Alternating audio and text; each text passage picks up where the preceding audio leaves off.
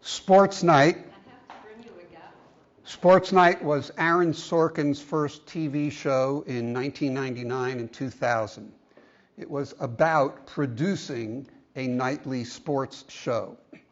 In one episode, one of the broadcasters, Dan Rydell, is doing a feature on the shot heard round the world, Bobby Thompson's home run in the bottom of the ninth inning, by which the Giants beat the Dodgers in the playoff to win the 1951 National League pennant. The Giants win the pennant, the Giants win the pennant. My heart still races a little bit when I think about my father telling me how he pulled his car over on the Bronx River Parkway when he listened to that play-by-play on the radio.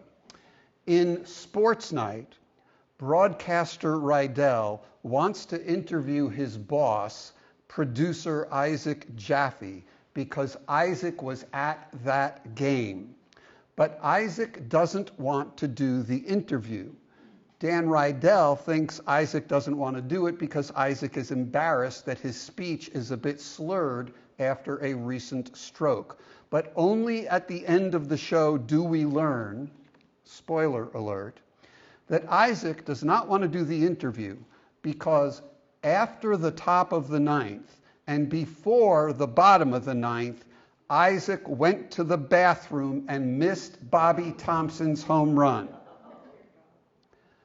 When the sixth day of the trial ended on Friday, July 17th, the Nashville, Tennessean newspaper described the local scene as dead calm.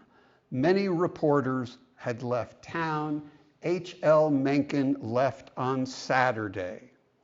The Nashville Banner newspaper reported that Dayton, quote, looks forward to the coming of Monday with the same anticipation as a man who has just eaten a hearty dinner contemplates breakfast in the morning.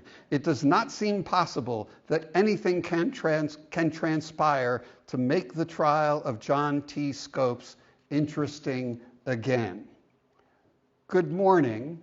Welcome to Monday, July 20th, 1925, day 7 of the trial and the cross-examination heard round the world. Can we share the next slide, please?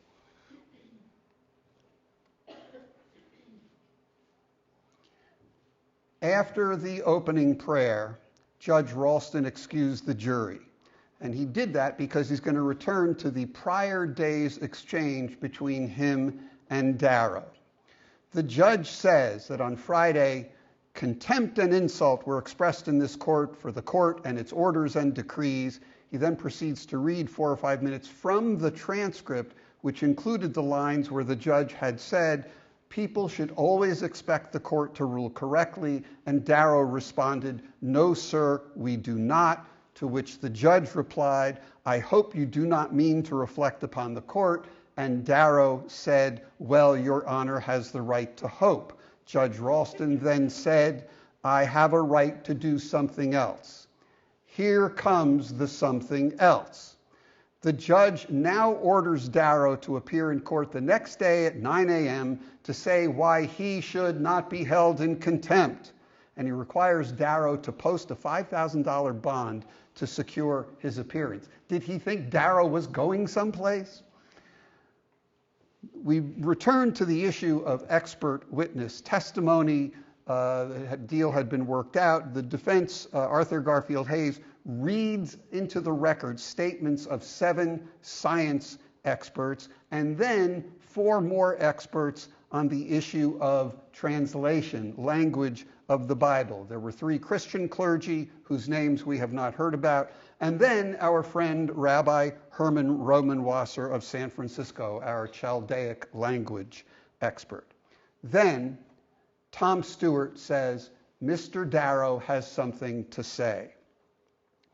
Whereupon Clarence Darrow apologized to the judge. Now, one account describes Darrow's demeanor as being, quote, as though someone had told him of a grammatical error in last year's speech. Darrow says, it was the heat of the battle. I didn't mean to insult the court. I've been treated very nicely here. Quote, Personally, I don't think it quite constitutes contempt, but I'm quite certain that the remark should not have been made. I want to apologize to the court for it. The transcript says, applause. The author, Ray Ginger, says, the spectators did more than applaud. They cheered. Darrow cozened them. He deceived them by flattery. He cozened them, and they loved him for it. He not only slipped the hook, he caught the fisherman, for he cozened Judge Ralston too. The judge, Brian, Stewart, they had all tried to make the trial into a religious ritual. Darrow had burlesqued their every deed. Now he had appropriated a sacerdotal right, a priestly right, and he manipulated it for his pagan purposes. Listen to how the judge accepts the apology. First, there was the obligatory, I wouldn't care if you insulted me, but you were insulting the court, fair enough. Then, Judge Ralston, my friends and Colonel Darrow, the man that I believe came into the world to save man from sin, the man that died on the cross that man might be redeemed, taught that it was godly to forgive, and were it not for the forgiving nature of himself, I would fear for man. The Savior died on the cross pleading with God for the men who crucified him. I believe in that Christ. I believe in these principles. I accept Colonel Darrow's apology. Applause. Next slide, please. Then what happens next? Of course, a picture with the judge and Clarence Darrow by the photographers.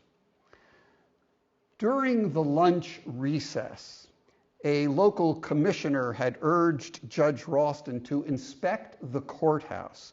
Because of the load in the courtroom, the plaster of the first floor ceiling had cracked. The fire chief from Chattanooga considered the crowded conditions in the courtroom dangerous, although let's remember, Chattanooga had a little Dayton envy going on here.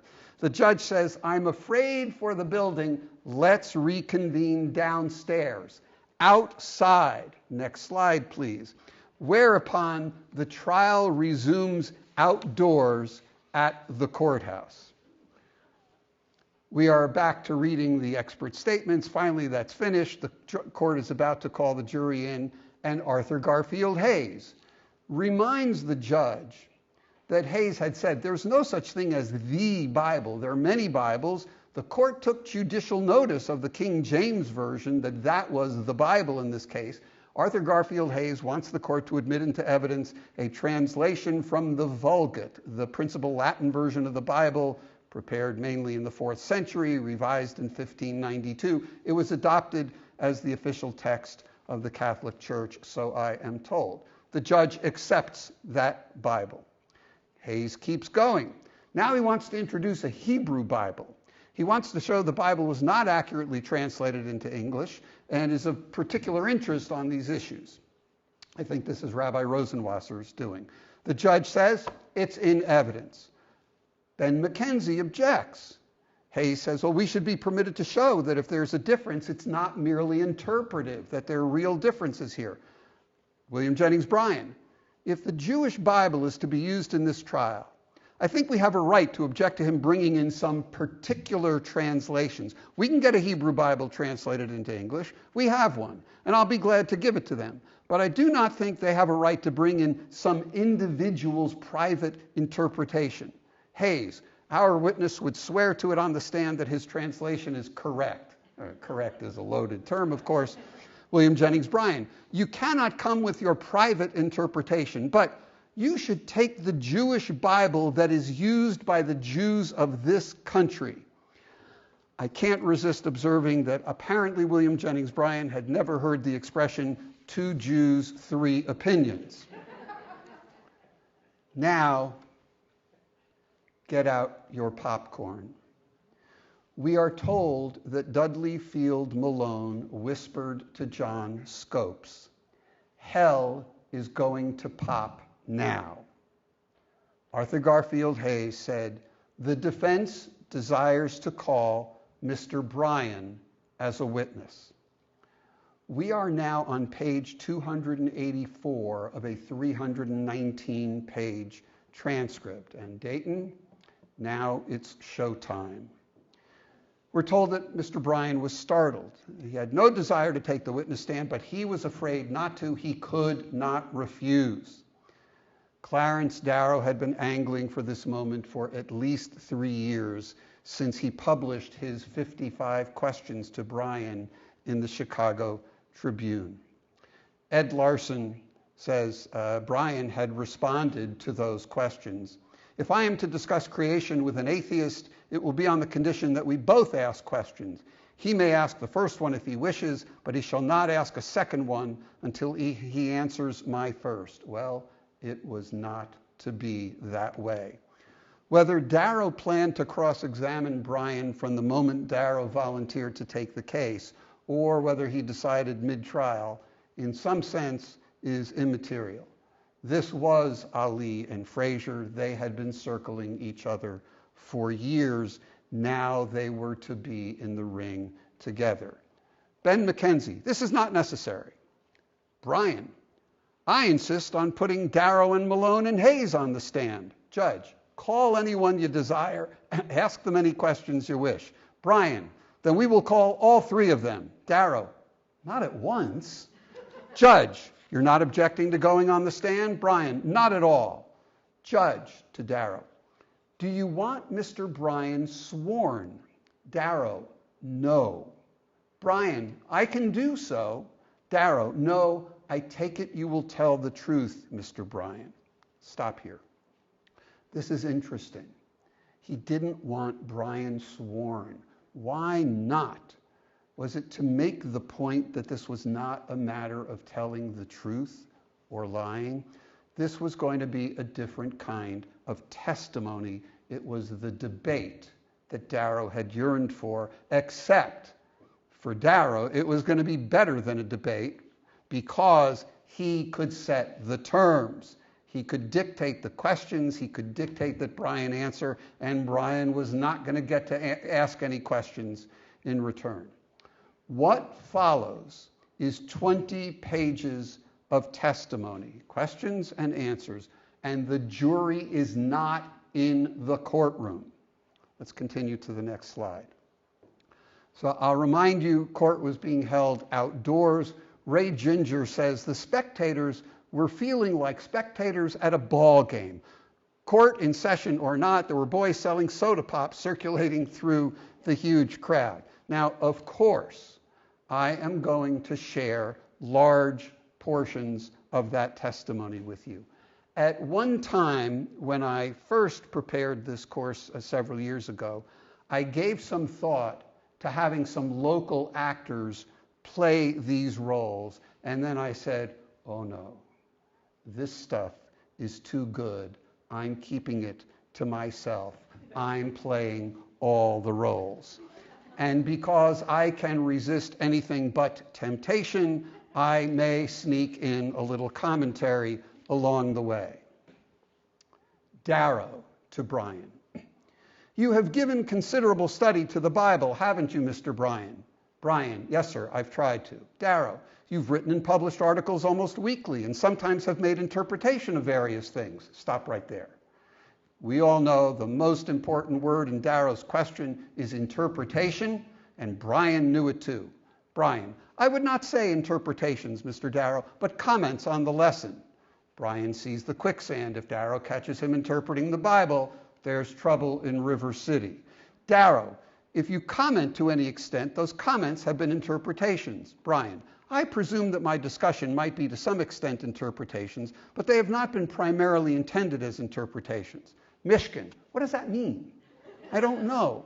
I mean, they might be interpretations to some extent, but they're not intended as such. Okay, Darrow surely likes where this is going. He's pushing further. Darrow, but have you studied that question, of course? Bryan, of what? Darrow, interpretation of the Bible. Bryan, on this particular question, creation and evolution, yes, sir. Right at the outset, Darrow has Bryan acknowledging that interpretation comes with the territory. Darrow, do you claim that everything in the Bible should be literally interpreted? Bryan, I believe everything in the Bible should be accepted as it is given there. Some of the Bible is given illustratively. For example, ye are the salt of the earth. I would not insist that man was actually salt, or that he had flesh of salt, but it is used in the sense of salt as saving God's people. You can sense Darrow is just having more and more fun. Darrow, but when you read that, the whale swallowed Jonah, how do you liberally interpret that? Brian, when I read that a big fish swallowed Jonah, it does not say whale. Darrow, doesn't it? Are you sure? Brian, that is my recollection of it, a big fish, and I believe it. And I believe in a God who can make a whale and can make a man and can make both do what he pleases. Darrow, Mr. Brian, doesn't the New Testament say whale? Brian, I'm not sure. My impression is that it says fish. But it does not make so much difference. I merely called your attention to where it says fish. It does not say whale. Darrow, but in the New Testament it says whale, doesn't it? Brian, that may be true. I cannot remember in my own mind what I read about it. Darrow, now you say the big fish swallowed Jonah, and he remained there how long? 3 days? And then he spewed him up upon the land. You believe that the big fish was made to swallow Jonah? Brian, I'm not prepared to say that. The Bible merely says it was done. Darrow, you don't know whether it was the ordinary run of fish or made for that purpose? Brian, you may guess. You evolutionists guess. Darrow, you're not prepared to say whether that fish was made especially to swallow a man or not? Brian, the Bible doesn't say, so I am not prepared to say. Darrow, but you believe he made them, that he made such a fish and it was big enough to swallow Jonah. Brian, yes, sir. Let me add, one miracle is just as easy to believe as another. I've given you the Jonah testimony in part because you're going to hear about it again next week when we talk about Inherit the Wind. Let's go to the next slide, please. Darrow continues. He's asking Brian if Brian believes that Joshua made the sun stand still. Brian, I believe what the Bible says. I accept the Bible absolutely. Darrow, the Bible says Joshua commanded the sun to stand still for the purpose of lengthening the day, doesn't it? And you believe it? Brian, I do. Darrow, do you believe at that time the entire sun went around the earth? Brian, no, I believe the earth goes around the sun. Well, he dodged a bullet there. What else could he say? Darrow, do you believe that the men who wrote it thought that the day could be lengthened or that the sun could be stopped? Brian, I don't know what they thought. Now, trial lawyers know you generally cannot get one witness to say what someone else thought. How can one person know what another person is thinking? But of course, Darrow's question was, what did Brian believe the writers of the Bible thought? There's a nuanced difference there. So Brian's answer of, I don't know what they thought, from a whole host of possible bad answers was, I think, no worse than any of the others. Darrow's digging deeper. He says, you don't know? Brian says, I think they wrote the fact without expressing their own thoughts.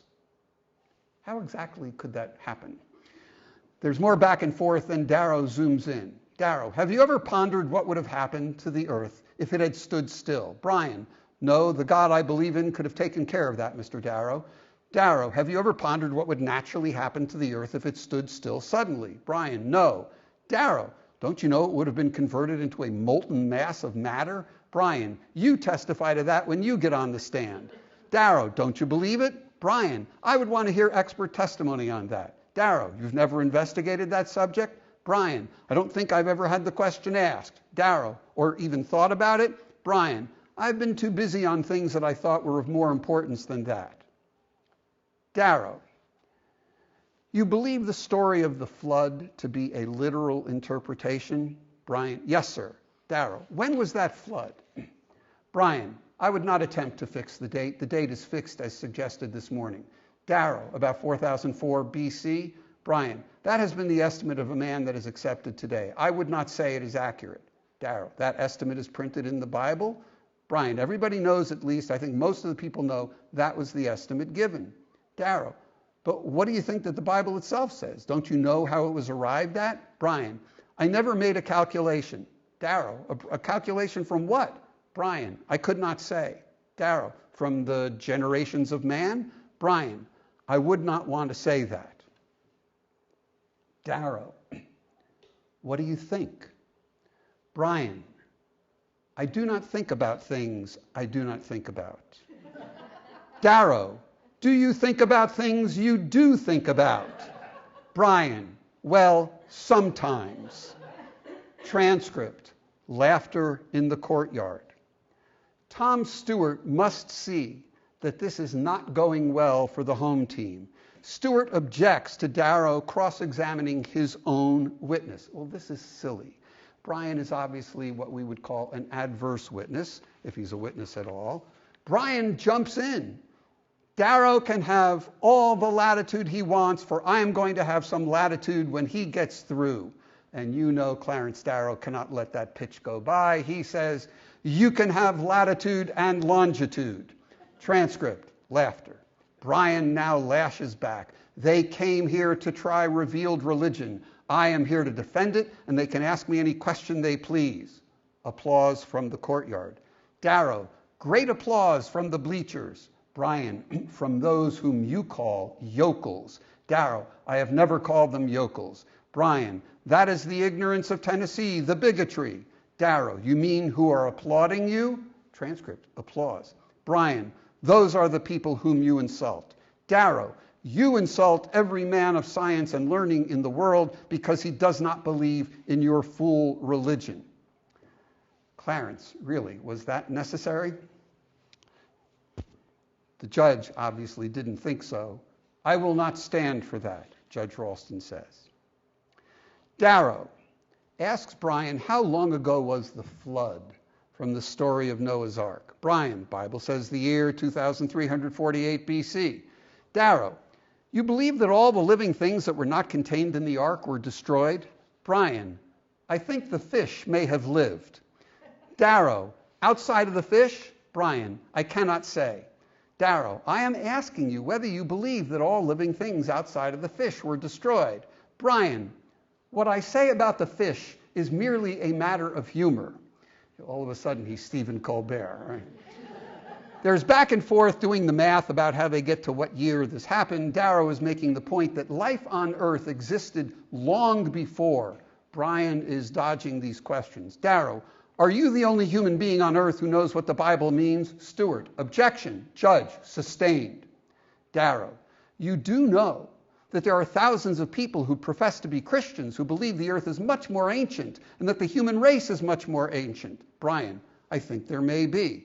Darrow asks him about other religions. Brian says, the Christian religion has satisfied me. Darrow asks him if he considers other religions competitors. Brian, no, because I do not think they have the same source as we have. I would not say competitive, but religious unbelievers. Darrow asks, what about Buddhism or Confucianism? Brian, I think they are very inferior. Darrow asks about Zoroastrianism. Brian, I am not willing to take the opinion of people who are trying to find excuses for rejecting the Christian religion when they attempt to give dates and hours and minutes, and they will have to get together and be more exact than they've yet been able to compel me to accept just what they say as if it were absolutely true. I have been so well satisfied with the Christian religion that I have spent no time trying to find arguments against it. Darrow asks Brian about the Tower of Babel. Together, they deduce that the story happened 4,155 years ago, according to the Bible. Darrow, up to 4,155 years ago, every human being on earth spoke the same language? Brian, yes, sir, I think that is the inference that could be drawn. This guy ran for president 3 times. Imagine, never mind. Darrow asks Brian how old the Earth is. Now, there are a bunch of questions about some geologists. Brian says, well, this guy I have some regard for, but he's dodging the question. Darrow is asking Brian whether he thinks the Earth is older than 4,000 years because Bishop Ussher had pegged creation at 4004 BC on October 23rd at 9 a.m. Ray Ginger adds something that I cannot find in the transcript. Ginger says, a voice in the audience added Eastern Standard Time. Remember that line for when we get to inherit the wind. Then Darrow. Do you think the earth was made in 6 days? Brian. Not 6 days of 24 hours. We're told that one of the defense science witnesses was sitting under a tree at the fringes of the crowd among some fundamentalists, and that this expert heard some startled gasps from the people sitting around him. What does he want to say that for? Darrow. The Bible doesn't say it, so? Brian. No, sir. At this point, Tom Stewart must sense that Darrow smells blood in the water. He doesn't like this line of questioning, so Stewart does what trial lawyers do when they don't like the way questioning is going. Stewart objects. What's the purpose of these questions? That's not an objection. That's a verbal clearing of the throat to try and throw some sand in the gears of what's going on. Now, Stewart's made his objection.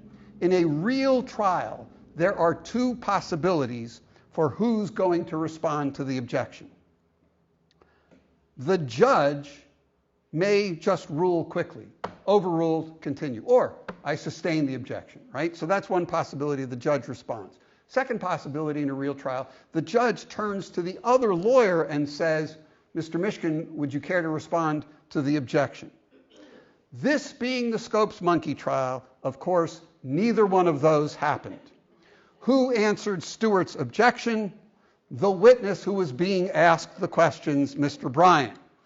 Brian, the purpose of these questions is to cast ridicule on everybody who believes in the Bible, and I am perfectly willing that the world shall know that these gentlemen have no purpose other than ridiculing every Christian who believes in the Bible. Darrow, we have the purpose of preventing bigots and ignoramuses from controlling the education of the United States, and you know it, and that's all. Brian, I am glad to bring out that statement. I want the world to know that this evidence is not for the view Mr. Darrow and his associates have filed affidavits here stating, the purpose of which I understand is to show that the Bible story is not true. Dudley Field Malone chimes in. Mr. Bryan seems anxious to get some evidence in the record that would tend to show that those affidavits are not true. Brian, I'm not trying to get anything in the record. I'm simply trying to protect the word of God against the greatest atheist or agnostic in the United States. Prolonged applause. I want the papers to know that I am not afraid to get him on the stand in front of him and let him do his worst. I want the world to know. Prolonged applause. Darrow, I wish I could get a picture of these clackers. Tom Stewart, we don't need testimony about interpreting. Your Honor took judicial notice of the King James Version of the Bible. Judge, I did not do that. Stewart, but you charged the grand jury and read from it. Judge, I happened to have the Bible in my hand. It happened to be a King James edition, but I will charge the jury the Bible generally used in Tennessee, as the book ordinarily is understood in Tennessee as the Bible. I do not think it is proper for us to say to the jury, what Bible? What? What trial was he listening to? I don't get it. Arthur Garfield Hayes. If your contention is correct, that this law does not necessarily mean the Bible is to be taken literally, word for word, isn't this competent evidence? Stewart, why could you not prove it by your scientists? What, now Tom Stewart wants them to call the science experts? Darrow, we are calling one of the most foremost Bible students. You vouch for him. There's back and forth now about whether Brian's testimony is actually competent testimony. Does it deserve to go in front of a jury? Defense says, well, we're putting in the record for appeal. We want the appellate court to see what we think the jury should have heard. Ben McKenzie tries to call their bluff. These gentlemen would no more file the testimony of Colonel Brian as a part of the record in this case than they would file a rattlesnake and handle it themselves. The transcript says, Messrs. Darrow, Hayes, and Malone in unison. We will file it. We will file it. File every word of it. We're approaching the end of Brian's examination by Darrow. Darrow, do you believe that the first woman was Eve? Brian, yes. Do you believe that she literally was made out of Adam's rib? Brian, I do. Darrow, did you ever discover where Cain got his wife. Brian, no, sir, I leave the agnostics to hunt for her. More about that next week in Inherit the Wind. Darrow, does the statement, the morning and the evening were the first day, and the morning and the evening were the second day, mean anything to you? Brian, I do not think it necessarily means a 24-hour day. I think it would be just as easy for the kind of God we believe in to make the earth in 6 days, or 6 years, or 6 million years, or 600 million years. I do not think it important whether we believe one or the other. Darrow, do you think those were literal days? Brian, my impression is they were periods. We're going to talk a lot more about this next week. Darrow gets him to repeat that several times. Then Darrow, do you think the sun was made on the 4th day? Brian, yes. Darrow, and they had evening and morning without the sun? Brian, I am simply saying it is a period. Darrow, they had evening and morning for 4 periods without the sun, do you think? Brian, I believe in creation as they're told, and if I'm not able to explain it, I will accept it. Then you can explain it to suit yourself.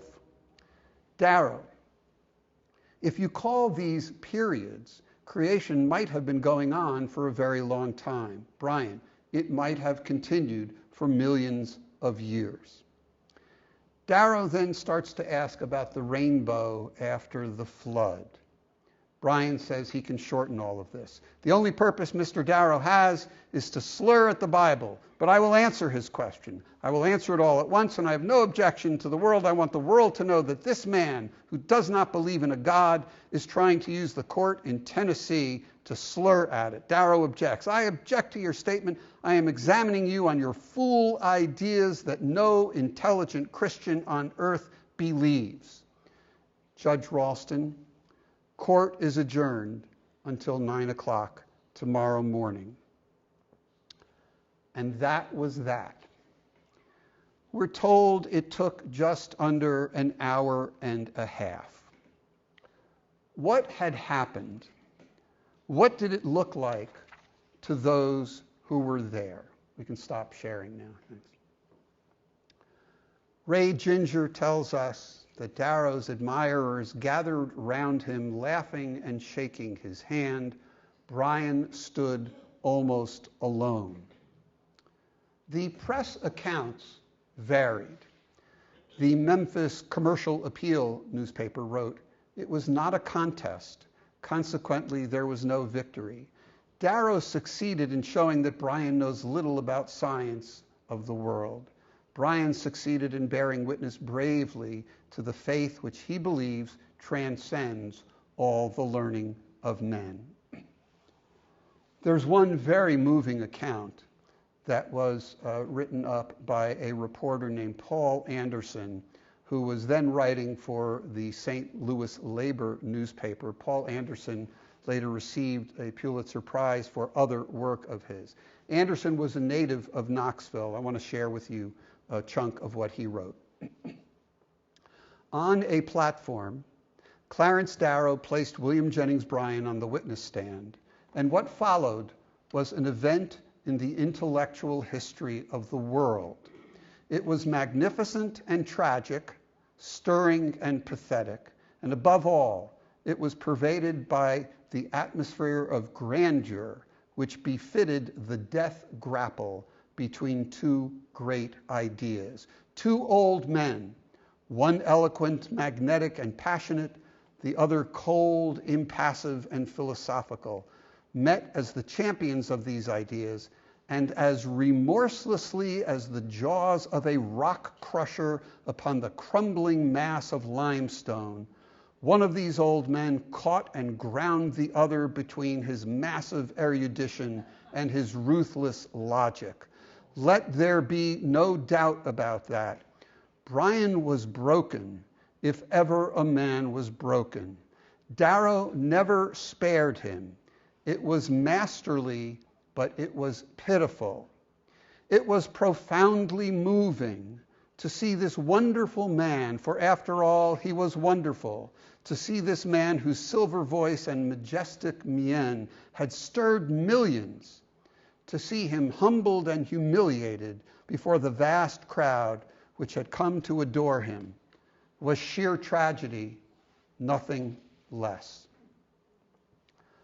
Clarence Darrow later wrote, "I was truly sorry for Mr. Bryan, but I consoled myself by thinking of the years through which he had busied himself tormenting intelligent professors with impudent questions about their faith and seeking to arouse the ignoramuses and bigots to drive them, the professors, out of their positions." Darrow wrote to H.L. Mencken, "I made up my mind to show the country what an ignoramus he was, and I succeeded." Ray Ginger wrote that Darrow's original intent in getting Bryan on the stand had been mixed. Quote, "The legal shrewdness of forcing a leader of the prosecution to admit that the Bible must be interpreted, the glee to be found in exposing a fanatic, the exquisite pleasure that any craftsman finds in using his tools. But in the heat of the deed, all of these motives coalesced into a dominant emotion, anger." Curtly Mather, one of the science experts, heard that the fundamentalists were planning on visiting Bryan that night to tell him they disapproved of the concessions he had made, not necessarily 24-hour days. The prosecution now saw Bryan as an impediment. And that night, Tom Stewart went to tell William Jennings Bryan he was not going to be returning to the witness stand.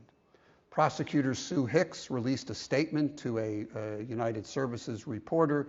"If the defense continues, the state will dismiss the case." The defense was obviously not oblivious to the to-do. They put out a statement that night saying that the cross-examination was intended solely to preserve issues for the appellate court, not to humiliate Bryan. Ray Ginger describes that many Southerners whom the defense was trying to win over were offended. The editor of the Chattanooga News, a guy named George Fort Milton, Milton had opposed the Butler Act. He favored its repeal, but he was offended by this Yankee invasion. He was a Democrat who had revered Bryan. He called Clarence Darrow's cross-examination of Bryan a thing of immense cruelty. Milton wrote that he had no doubt that the humiliation of being called an ignoramus and the like cut Bryan to the quick. 4 days after the trial ended, I talked to him at some length, and he was even then quivering with hurt at the epithets which had been applied to him. He was a crushed and broken man. So the Chattanooga News called Darrow's cross-examination a thing of immense cruelty. Was it? Let me tell you what I think, and then I look forward to hearing your comments in our Q&A today. Let me start with where I depart from Darrow. There were certainly random comments, ignoramuses, fooled ideas, clackers. They were unnecessary. They were unhelpful. They are what I regard as gratuitous violence. They were bad form by Darrow. They served no purpose. I chalk them up to what Ray Ginger said that I quoted just a moment ago, that this was about anger. Remember, it was hot in there, and Darrow had listened to a fair amount of nonsense about himself. Now, I grant you that I may have been in the bag for Darrow from the start, but I'm inclined to cut him some slack and chalk it up to he was human. Was the cross-examination of Bryan a thing of immense cruelty? I think not. Bryan and his viewpoint had themselves inflicted considerable harm on those with whom they disagreed. harm to the general state of knowledge, which inflicts a different kind of harm on people. Furthermore, Bryan and his supporters were not to be reasoned with. Theirs was an attack on science. It required a counterattack. Bryan was their leader, or at least one of their leaders. His arguments, his logic, they needed to be exposed and destroyed. In some part, because of what Darrow and his colleagues did, some public school students eventually did go on to study evolution and to ask questions and to contribute to the public good. If it is cruel to expose hypocrisy and fallacy, then Darrow's cross-examination of Bryan was indeed a thing of immense cruelty, for which I am grateful. Now we're at the 8th day of the trial. It's Tuesday, July 21st, the 8th and final day of the trial.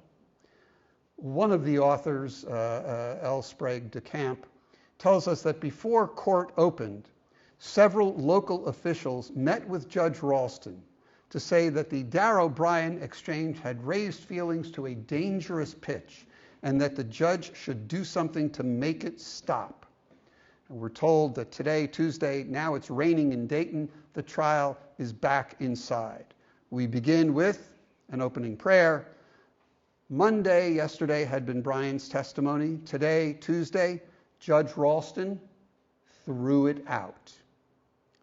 The judge said, "I feel that the testimony of Mr. Bryan can shed no light upon any issues that will be pending before the higher courts. The only question is whether or not this teacher, this accused, this defendant, taught that man descended from a lower order of animals." With that ruling, Clarence Darrow stands up and says, "Okay, we're done. We're not calling any witnesses. Mr. Scopes did as he is alleged to have done. Let's just save time. Let's instruct the jury to find him guilty." Tom Stewart says, "We are pleased to accept Mr. Darrow's suggestion." Then Bryan speaks. He says, "I had not reached the point yesterday where I could make a statement to answer the charges made by the counsel for the defense as to my ignorance and bigotry. I'll have to trust to the justness of the press. I shall avail myself of the opportunity to give to the press, not to the court, the questions that I would have asked had I been permitted to call the attorneys on the other side." And in fact, attached to the transcript of the trial are 17 plus pages of the speech that Bryan intended to give in court. My estimate is that would have taken about an hour and 40 minutes of time. Then the jury is brought in. Judge Ralston charges the jury. He tells them three things. First, if Scopes taught that man descended from a lower order of animals, you must find him guilty. Second, don't infer anything from Scopes not testifying. That's a standard instruction to a jury. Defendant has a right not to testify. Third, he tells the jury about imposing a fine on Scopes. He offers the jury the opportunity to impose greater than the minimum fine. Quote, "But if you are content with a $100 fine, then you may simply find the defendant guilty and leave the punishment, the fine, to the court." Darrow speaks. "We ask you to find Scopes guilty." Tom Stewart asks something about the jury setting the fine. The judge makes a comment, "The court can always set the minimum fine." The jury then goes to deliberate. They deliberate for 9 minutes. They come back into the courtroom. Foreman says the jury has found Scopes guilty. Let's go on to the next slide, please. Judge, did you fix the fine? The foreman, "No, sir." Court, "You leave it to the court?" Foreman, "Leave it to the court." What is all this fuss about the fine? Let me just say, I'm familiar with the maxim in the theater, if you're going to use a gun in the third act, you should show it in the first act. Stay tuned. Judge, "Mr. Scopes, will you come around here, please?" Scopes presents himself. The judge starts right in. "Mr. Scopes, the jury has found you guilty under this indictment," etc., etc. "The court now fixes your fine at $100 and imposes that fine upon you," whereupon John Neal, the defense lawyer, stands up and says, "We want to be heard for a moment." The judge then catches himself and allows John Scopes to speak. And with that, 24-year-old John T. Scopes spoke at trial for the first time. Your Honor, I feel that I've been convicted of violating an unjust statute. I will continue in the future, as I have in the past, to oppose this law in any way I can. Any other action would be in violation of my ideal of academic freedom, that is, to teach the truth as guaranteed in our Constitution, of personal and religious freedom. I think the fine is unjust. Judge Ralston proceeds. The court now imposes on you a fine of $100 and costs. Let's stop the share, please. Then, what happens next? Of course, speeches. Gordon Mackenzie makes a speech. Bryan makes a speech. Darrow speaks. Then, who else gets into the act? The man who made it all possible, George Rapelier, who thanks Bryan for relieving him from being on the prosecution team. Remember, he was an evolution guy, George Rapelier. Then Judge Ralston. My fellow citizens, who's he talking to here? We're in a courtroom. It's a trial. He's running for re-election. Judge Ralston refers to comments that were made about how something this big could have come out of Dayton. He says, we do not measure greatness by the size of the village or the town or the neighborhood from which it came, but greatness depends upon the principles that are involved.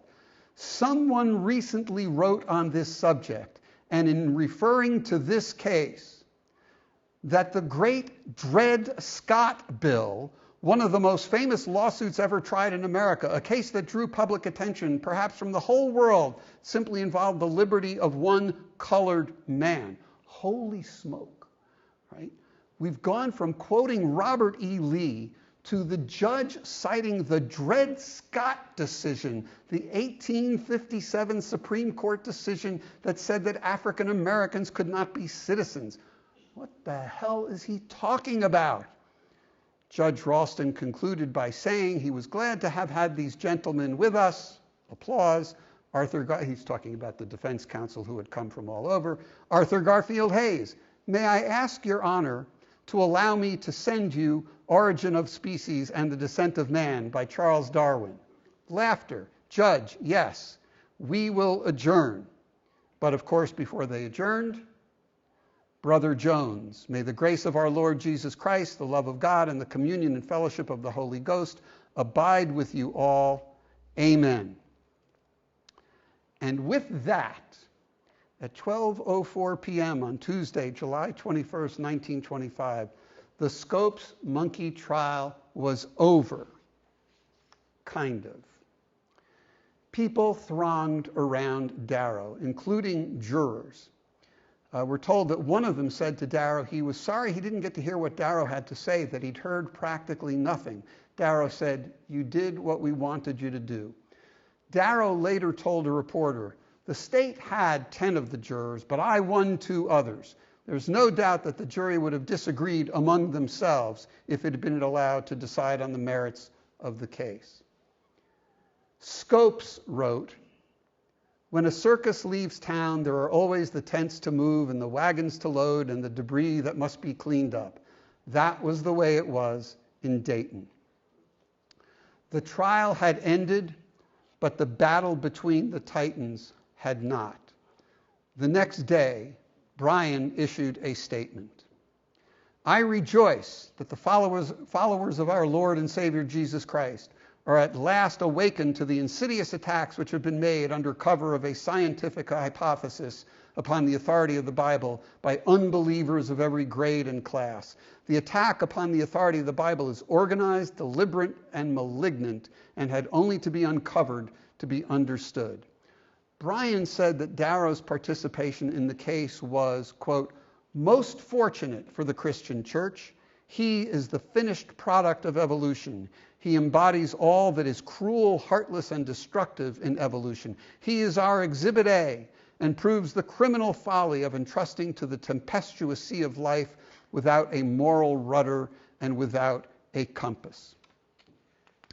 Darrow responded in his inimitable fashion.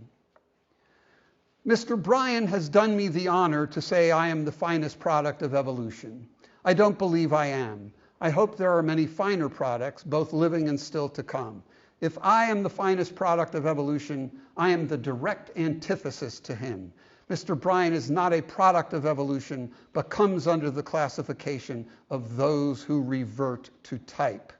As to my entrance into the case being unfortunate to the Christian church, I did not come into it until he volunteered, and which one's entrance was most unfortunate must be determined by religionists. I am inclined to think that most intelligent religionists would like to get rid of Mr. Bryan. Bryan published a series of questions to Darrow. The newspapers printed Bryan's questions and Darrow's responses. Bryan, do you believe in the existence of God as described in the Bible? Darrow, I do not know of any description of God in the Bible. Mr. Bryan said, in effect, that God is like a man and is fashioned in the image of man. I do not believe in this kind of God. Bryan, do you believe in the immortality of the soul? Darrow, I have been searching for proof of this all my life, with the same desire to find it that is incident to every living thing, and I have never found any evidence on the subject. And that was the last word between Darrow and Bryan. What did the commentariat say about the trial? There were those weighing in from virtually every conceivable perspective. We're told that the New York Times criticized the defense for not sticking more to the constitutional issues. In some media in the South and Southwest, Bryan was victorious. One paper in Oklahoma said that Bryan made a monkey out of the defense counsel and left them gasping. But the Little Rock Gazette said, for the state of Tennessee, the Scopes trial has been a moral disaster. It will plague the citizen of Tennessee wherever he may go. Dudley Field Malone was in New York at the Ziegfeld Follies. Will Rogers was performing. He brought Malone up on stage. Malone declared the trial was a victorious defeat. H.L. Mencken, who it was said seldom had a good word for anyone except Ludwig van Beethoven, said of Darrow, his conduct of the case was adept and intelligent from beginning to end. In order to evade the puerile question of that client's guilt or innocence, and so bring the underlying issue before the country, he had to set up a sham battle on the sidelines. And in order to expose the gross ignorance and superstition of the real prosecutor, Bryan, he had to lure the old impostor on the stand. It seems to me he accomplished all these things with great skill. All this was accomplished in infernal weather by a man of 68, with the scars of old battles all over him. He had, to be sure, highly competent help, but it was Darrow who shaped the final result. When he confronted Bryan at last, the whole combat came to its climax. On the one side was bigotry, ignorance, hatred, superstition, every sort of blackness that the human mind is capable of. On the other side was sense, and sense achieved a great victory. The trial had ended on Tuesday, July 21st. That Saturday, July 25th, Bryan was to speak in the town of Winchester, the home of Tom Stewart and Judge Ralston. En route, he gave excerpts of his jury speech to 2,000 people in Jasper. Then he spoke to crowds in Winchester that had been gathering since early in the morning. 2 lengthy speeches, 200 miles in his car. The next day, Sunday, July 26th, he drives from Chattanooga to Dayton. He led a congregation in prayer at the Methodist Church South. He had what was described as a hearty midday dinner at a private home. He went to take a nap, and he died. Let's share the screen for the next slide. The headline in the UPI article, not this, but another article, was, "The Great Commoner Bryan Dies in His Sleep, Apoplexy, Internal Bleeding, Given as Cause of Death." I've mentioned that a few weeks ago I spent 3 days in Dayton, Tennessee. You'll hear more about that in our last class. But when I was in Dayton, I met a woman named Pat Guffey, the Ray County historian. Pat Guffey's great-grandfather was a physician who was summoned when Bryan was found unresponsive. Pat Guffey told me that when her great-grandfather suggested swabbing Bryan's lips with a touch of alcohol to see if he responded, Bryan's wife Mary said no, with words to the effect that those lips never touched liquor while they were alive, and she would not let it be said that they did now. That's why I went for 3 days in Dayton, to hear that. Bryan's body lay in repose in a home in Dayton for 2 days. John Scopes returned to Dayton. He said when he saw the crowds at that home, he said he decided that the most Christian thing I could do was to keep out of the way and hope that Mrs. Bryan would learn from others of my sympathy for her and her family. President Coolidge ordered flags flown at half-staff. Bryan's funeral service in Washington, D.C. was broadcast on the radio. He was buried in Arlington National Cemetery due to his service in the Nebraska militia in 1898. Bryan's own memoirs stop midstream. He died suddenly. His wife, Mary, finished them.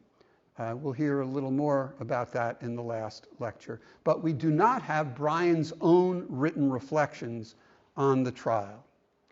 Clarence Darrow issued a brief expression of regret. Darrow said, "I am pained to hear of the death of Mr. Bryan. I've known Bryan since 1896, supported him twice for the presidency. He was a man of strong conviction and always espoused his cause with ability and courage." Different people, different takes on the passing. Eugene V. Debs. "The cause of human progress sustains no loss in the death of Mr. Bryan." H.L. Mencken. "Has it been duly marked by historians that William Jennings Bryan's last secular act on this globe, that his last secular act on this globe of sin was to catch flies?" Mencken also purportedly said, "We killed that son of a bitch." Tough crowd. We are also told that Judge Ralston wept and professed his belief in the God of Bryan. We can stop sharing. What happened with the appeal? That was a whole nother drama, but the short story version goes something like this. First, who do you think the ACLU did not want involved in the appeal? That's right, Clarence Darrow.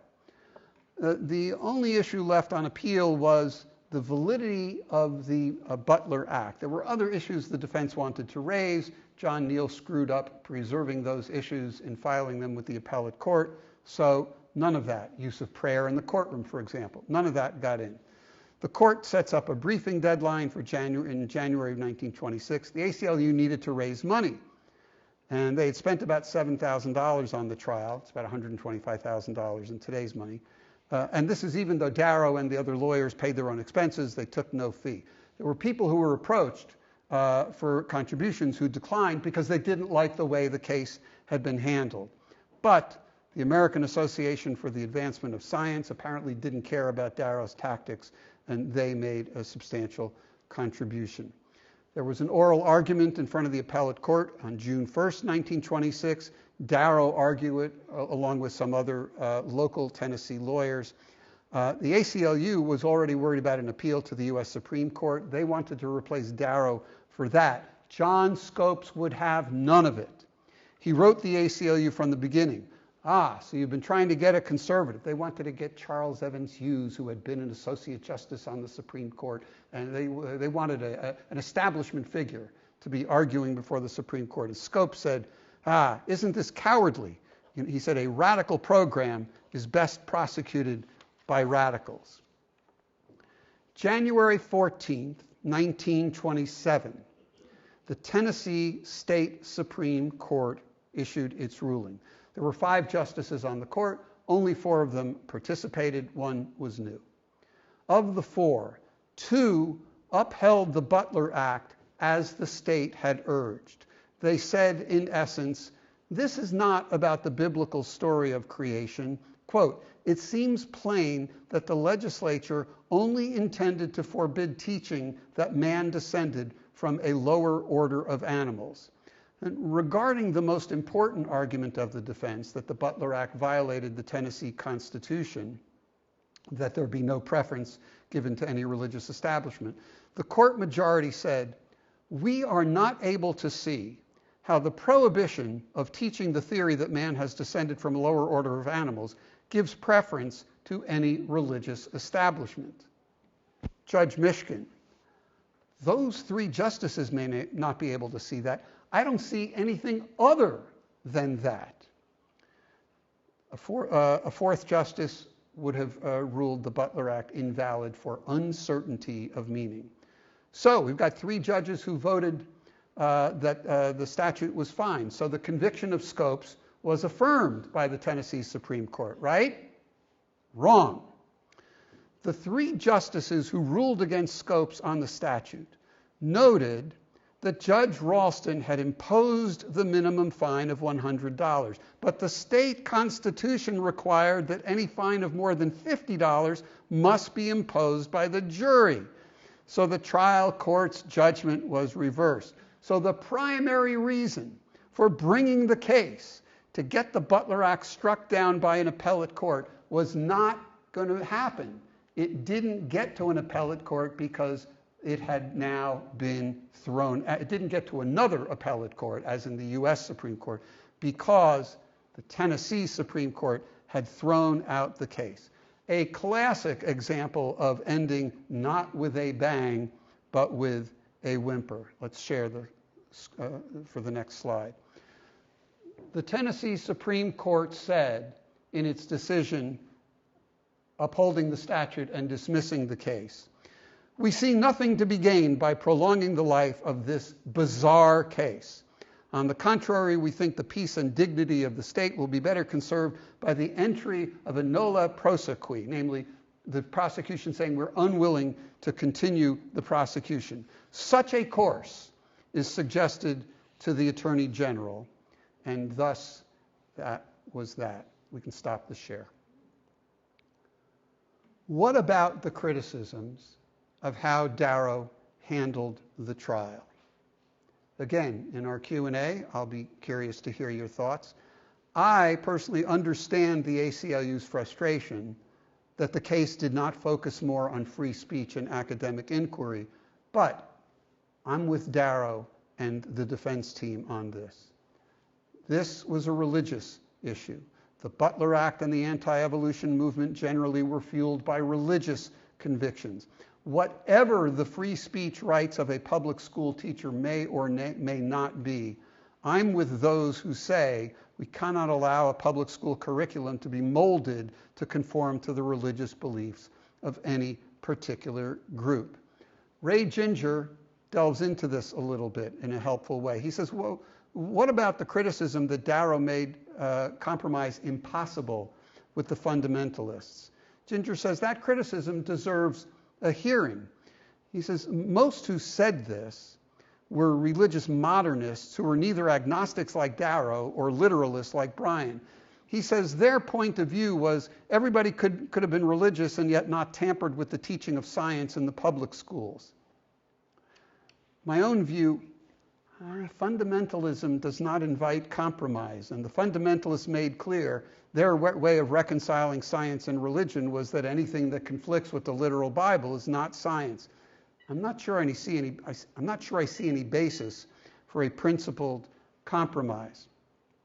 Let me remind all of you that on Monday night, May 12th at 7 p.m., I will be interviewing Ed Larson, author of Summer for the Gods, for OLLI. You bet I intend to ask Larson what he thinks about how Darrow handled the trial.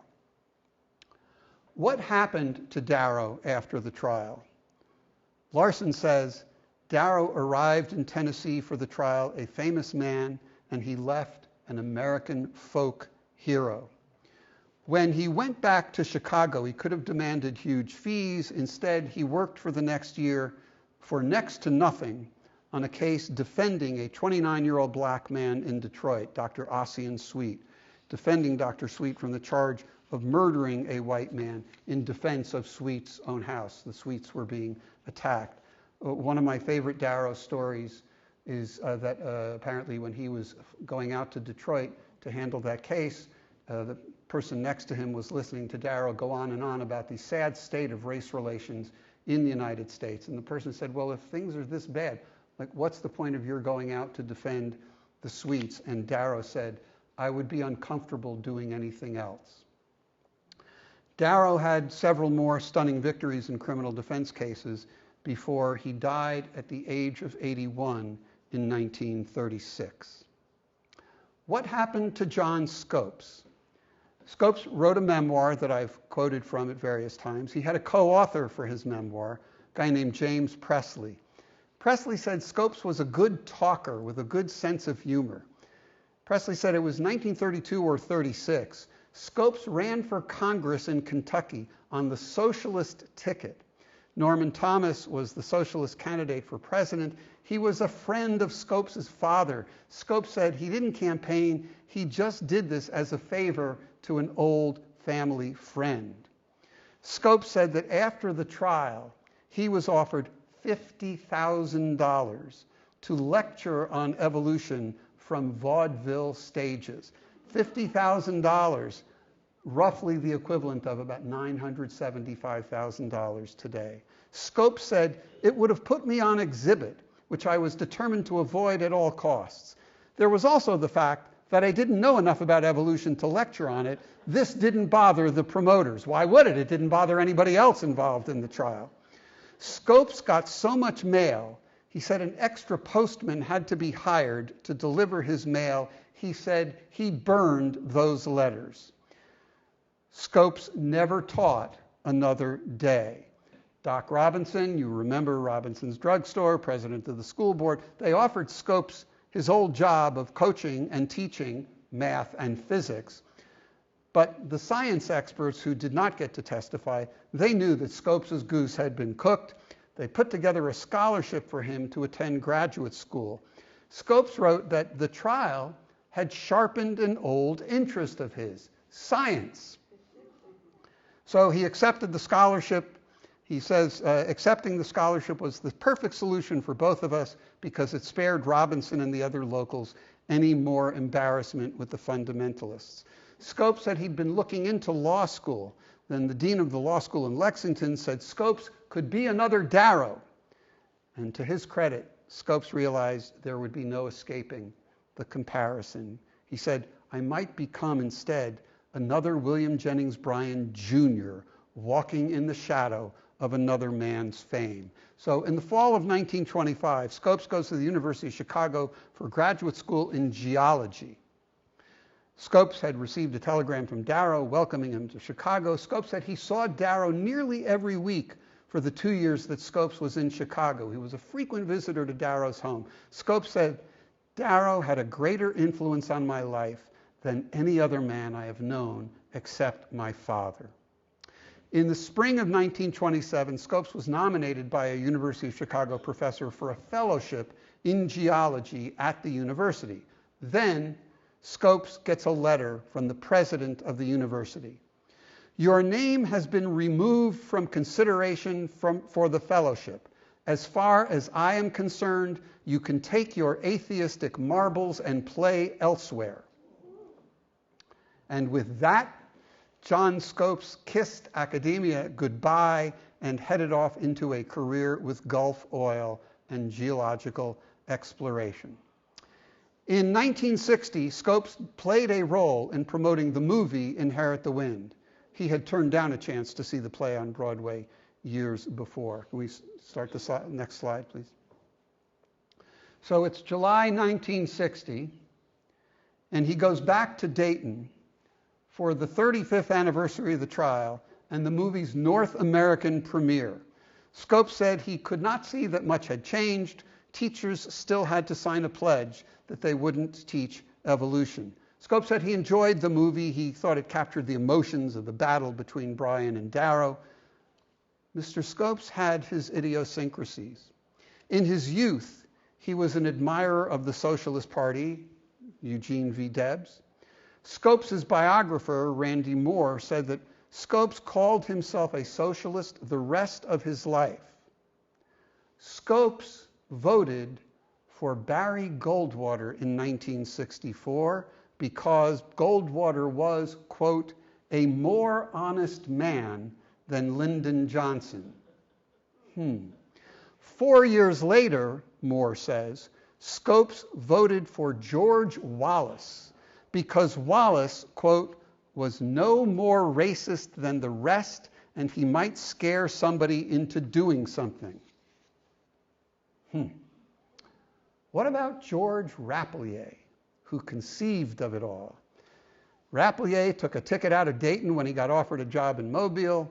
In August 1925, he joined a lecture bureau to give speeches about the trial. And the plan was that he would be paid $100, about $1,700 today. But, quote, there was little interest in his talks.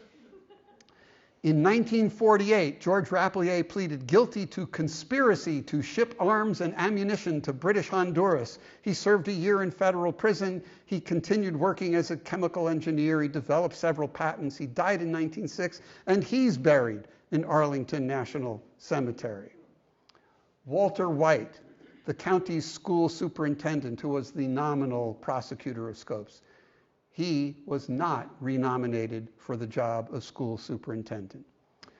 In August 1925, Curtis Laws, the man who in 1920 coined the term fundamentalist, Curtis Laws wrote in August of 25, quote, the Scopes trial ought never to have been made an issue in fundamentalism, and he warned that fundamentalists will be wise to major on other matters than evolution. In September 1925, the Ray Central High School replaced Hunter's Civic Biology with a textbook that did not mention evolution. In 1927, Hunter's Civic Biology was published in a new edition that did not mention evolution. Judge John Ralston ran for re-election in 1926 and lost. Next slide, please. Who is this guy? That's right, this is the last surviving participant in the trial. This picture was taken in the year 2000, 1 year before this guy died. Please continue to the next. That's right, that was Tommy Brewer, the 4-year-old who picked the jury pool names out of the hat. Next slide, please. John T. Scopes died on October 21st, 1970, at the age of 70. 4 years earlier, 41 years after the trial, Scopes inscribed his memoir. The basic freedoms defended at Dayton are not so distantly removed. Each generation, each person must defend these freedoms or risk losing them forever.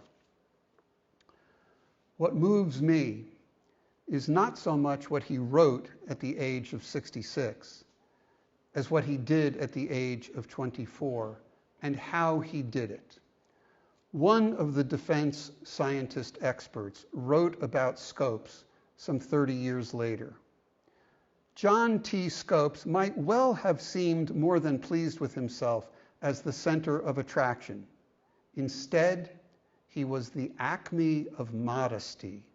No man could have conducted himself better under the limelight. He impressed us as modest and without conceit, though always ready to do his part. So, would you like to meet John Scopes? If you met him, would you recognize him? Next slide, please. Go ahead. One of these men was the defendant in the most famous court trial of this century. What is your name, please? My name is John Thomas Scopes. What is your name, please? My name is John Thomas Scopes. What is your name, please? My name is John Thomas Coates. Two of these people are imposters. Only one is the real John Thomas Coates, and is the only one sworn to tell the truth. And now, here is our host, Bud Tyre.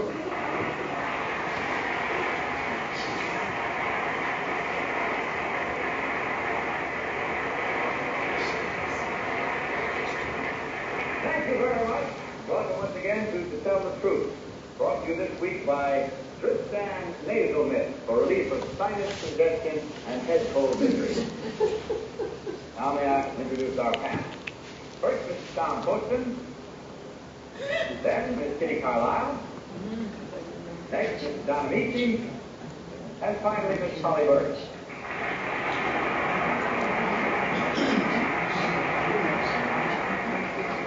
And an added welcome to our mystery guest, Mr. Bob Hope. Now, will you please open your handphones, take out your affidavit cards, and follow along as I read. Just a little blip. Was the defendant of the famous monkey trial, which stirred the country in 1925. It was called the monkey trial because it was a legal test of a Tennessee statute forbidding teaching Darwin's theory of evolution. Although I am not a native of Tennessee, I was a high school teacher in the state at the time. Prosecuting attorney was the three-time presidential candidate William Jennings Bryan, and defending me was the brilliant trial lawyer Clarence Darrow.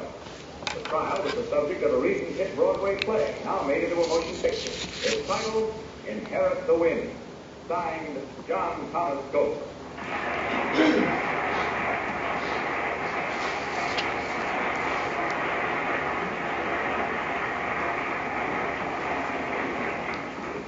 All right, Sam, you heard these three distinguished gentlemen all claim to be John Thomas Coates of the famous Coates trial. Let's begin this questioning with Tom Coates. Tom? Thank you, Bud. Mr. Scopes, number 3, I wonder, could you tell us who directed the Broadway play, Inherit the Wind? Don't know who directed. You happen to know number 2? No, I don't remember. Number 1, maybe you would remember who directed the Broadway play, Inherit the Wind. No, I did not see the play. Thank you. Number 2, who played the part of Mr. Bryan on Broadway? Do you happen to remember that? I believe it was Ed Baker. Thank you. Number 2, could I ask you what color were the real Mr. Darrow's suspenders? Pink. Number 3, do you agree with that? I don't remember. And number 2, could you tell me how did you happen to get the counsel? How did Mr. Darrow happen to defend you? I believe William Jennings Bryan offered the prosecution help. And Darrow, being an old opponent of his, thought he'd take up the challenge. Thank you. Okay? Number 3, who played Darrow in Inherit the Wind? In the movie or the play? In the play. Play a music, all of it. Number 1, can you tell me how this whole thing started? The trial, what touched it all? There was a law passed in the state of Tennessee forbidding the teaching of anything contradictory to the teaching of the Bible as to the origin of man. Thank you. Number 2, can you tell me what animal has been described as the thing that Mr. Darwin... By the way, where did Mr. Darwin get his data? Do you know how long Did it he get takes? what? The data for his famous book. Well, from a man named Marshall. Number 3, how long did it take you? Number 2, where did Darrow come from? Chicago. Number 3, what time of the year was this trial? In July. Number 1, how long did it last? About 11 days. Number 2, how long were you out of teaching? I was out since May 23rd.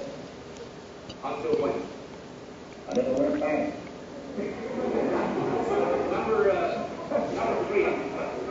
Number 3, what other trial was Clarence Darrow famous for?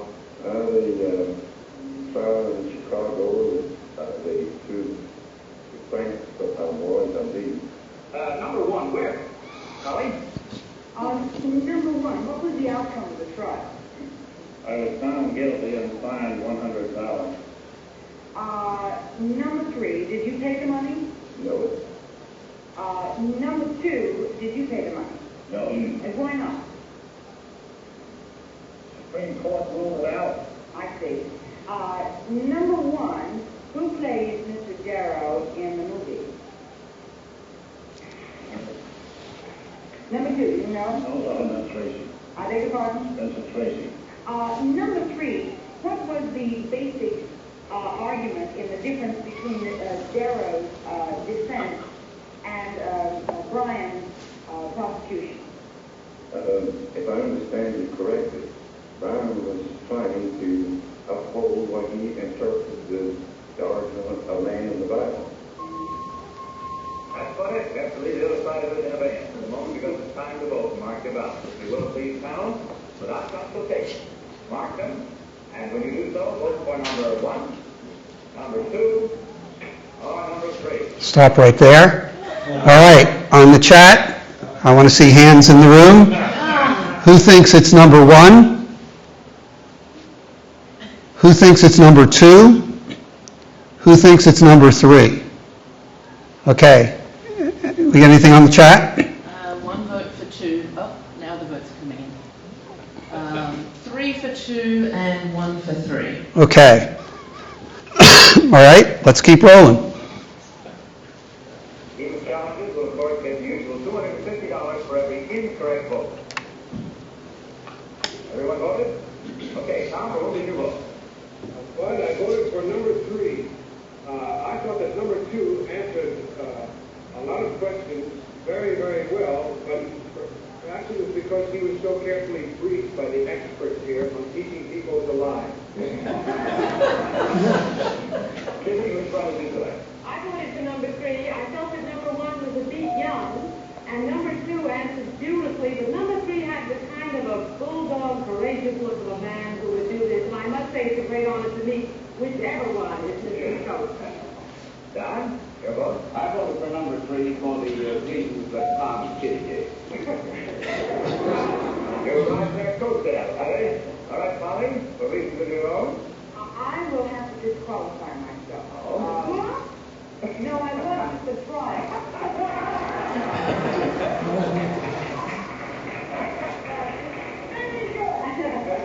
But I recently read an article, and in the article was a picture of Mr.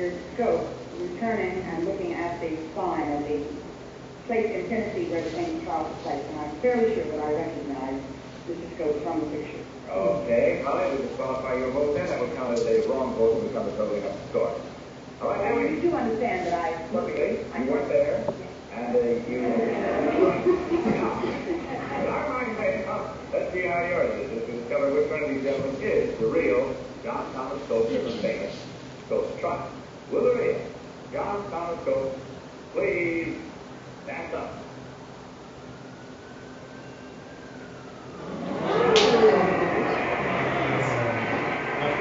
I won.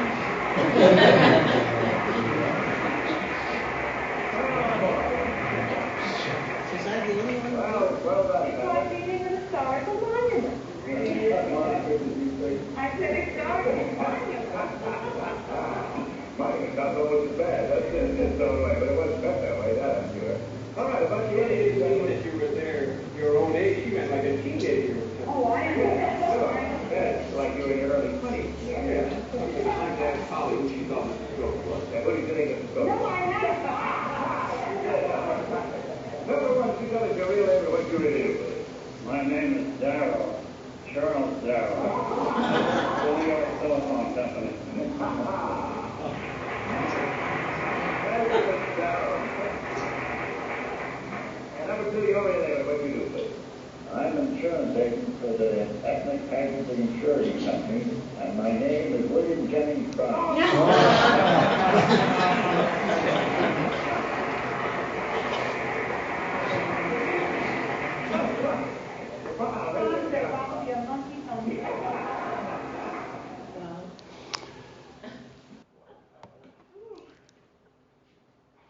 It's perfect, right? Kitty Carlisle, he had a look of bulldog tenacity in his eyes. And then how did they find two other guys? One guy, Charles Darrow, William Jennings Bryan, and then at the end of it all, Polly Bergen says, well, I'll be a monkey's uncle. Sometimes life is sweet. The day that I found that, boy, that was a good day. So we've got a couple of minutes. And I want to return to the question of what you think, two questions I put on the table. What do we think about the cross-examination of Bryan by Darrow? It was called a thing of immense cruelty. You heard my view. I'd like to hear if others have different points of view on that, or choose to offer support for mine. I'll take anything I can get. Because there's that. Or if people want to comment on the question of how the case got tried. Namely, you've heard about the ACLU thought this was about free speech, freedom of academic inquiry, and they weren't crazy about Darrow turning it into a religion and science controversy. So we got a couple of minutes. Anybody, we got something on the chat? Marty Kando says Darrow did what needed to be done. Okay. Well, just in watching the movie last night, which I hadn't watched prior to it, whatever, Darrow, he was really like right in his face in the movie. Like the questions he was asking about, Noah and all that kind of stuff. And, I thought it was a little, I thought it was a little, I don't know, a little too negative, a little too strong, but it was good. It's a great movie. I'm going to watch it again. Okay. All right. Well, the movie's the movie. We'll deal with that. We'll deal with that. Whether he displayed how Darrow did it in the real trial, I don't know. So. Well, we'll explore that. Howard? I'm in agreement with you that the language that he used, the point cross the line, that was not only unnecessary but unfortunate. And understanding the anger and understanding the opportunity, it could not have redounded well to his position to be regarded as a bully in that moment, and as opposed to keeping that principle on the high road as best he could have. But the fact, and I say this as someone who one or two of you are aware of this, has done religion professionally my career.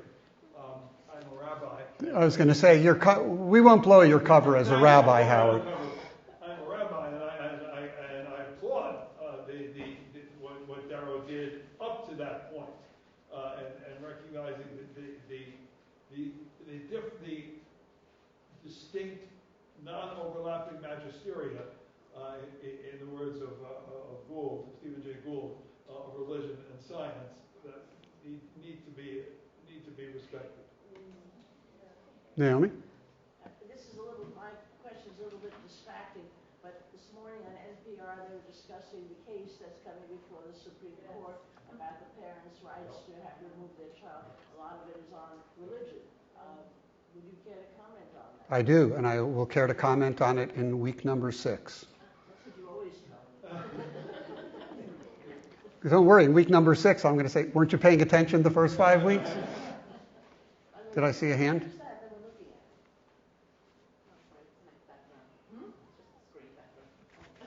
Don't confuse the class, Judith. Yes. I didn't think it was unnecessarily cruel because he wanted to make a point, and he was an attorney. And I feel if it was such a terrible thing to do, then the judge should have said stop or whatever. I'm not an attorney, but whatever the judge would normally say, or the other person wasn't there. Yeah, I think all's fair in the courtroom what you say, that the other side has a chance to rebut it or put it down. So go for the gold is my feeling personally.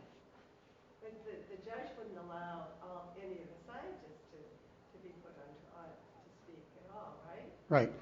Which I thought was really strange.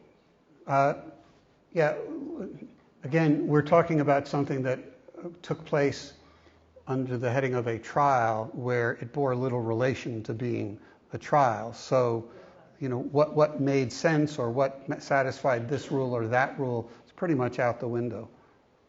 I don't think it can be denied that when religion is being used to make law, that it is important to make a distinction between science and religion.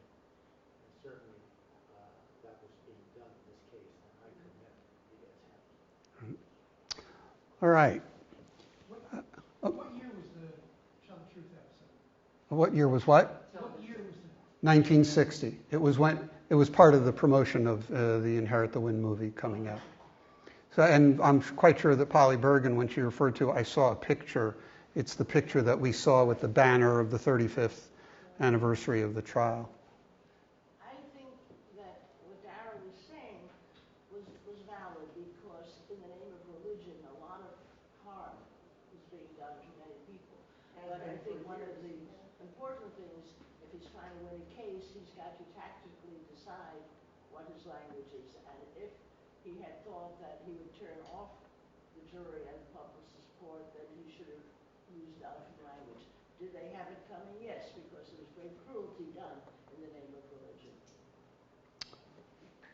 I thought that some of his language put the case more on a circus platform instead of a professional platform.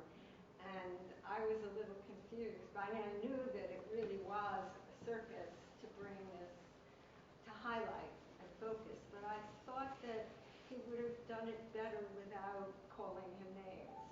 Mm-hmm. I thought that was childish and kind of dropped the whole level of his argument. Yeah, I think about that a lot. That, but again, Darrow knew this was not a trial. He wasn't trying this case to the jury. He was trying it to the American public, maybe to posterity. Having said that, I've yet to see terms like ignoramus persuade anybody of anything on either side of an argument.